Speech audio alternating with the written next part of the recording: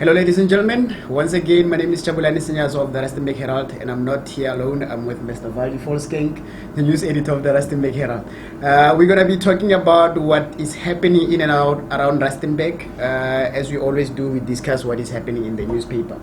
Now Mr. Volskenk is going to start with the front page and tell us what is happening on the front page, since we've got some good news there, excellent news. Chabulani, môre aan die luisteraars en die kykers. Chabulani, almal praat oor die matriekuitslae van verlede jaar se matriekeksamen. Op ons voorblad hierdie week het ons die toppresteerder in Noordwes en die derde beste presteerder in Suid-Afrika onder kwintiel 4 skole, Jana Geyser van die Hoërskool Rustenburg.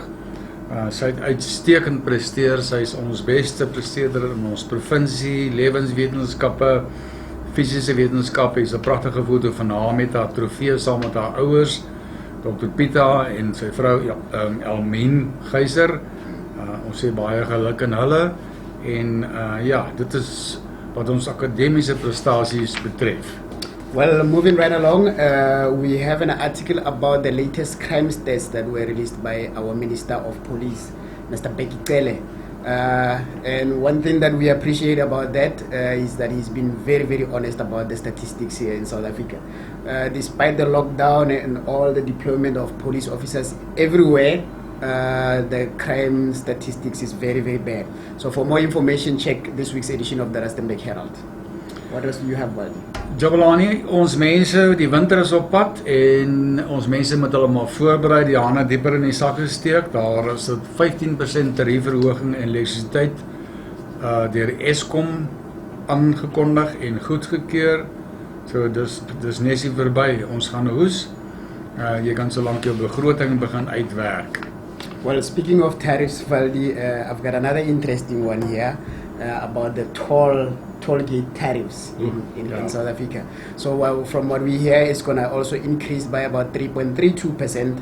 So those who are always traveling and going through toll gates, they must also dig deeper into their pockets. So that's another news. What else do you have? Maar 3% is daarom aanvaarbaar. 15% is baie. 15% is baie. En dit gaan elke jaar met omtrent soveel op. Ons weet nie waar gaan dit eindig nie. So Bolani, die ding waaroor Rustenburgers baie gepraat het die afgelope 3 jaar, die beskikbaarheid van veseltegnologie, die fiber, die Engelse woord wat almal ken.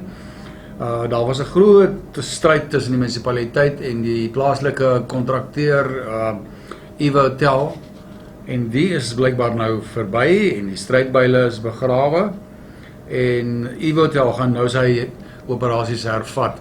Hierdie keer egter volgens die riglyne van die munisipaliteit en nie onooglike pale langs die pad nie, maar hulle gaan die kabels ondergronds lê en almal kan uitsien na wonderlike TV en rekenaars en tegnologie aan die hand van veseltegnologie. High definition, they say. Moving right along, Valdi, we highlight another story about a prominent politician or prominent public figure or a community leader who's finding himself in a difficult position. He's been investigated by the police and he's been implicated in cattle theft. I'm not going to mention where he operates from, but it's somewhere around the northwest. So in order for you to find out more information, get this week's edition of that. Miskien is hy in 'n moeilike posisie, maar laat ek jou vertel, die boer wie se vee gesteel is, is in 'n nogal groter moeilike posisie.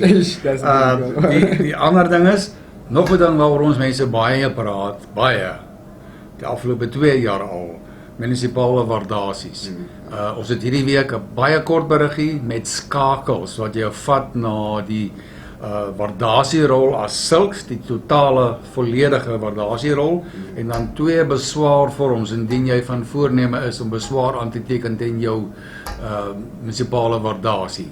Daar's een vir besigheid, een vir residensieel, en jy moet die regte een voltooi en gaan inhandig om te hoop jou beswaar word positief aangehoor.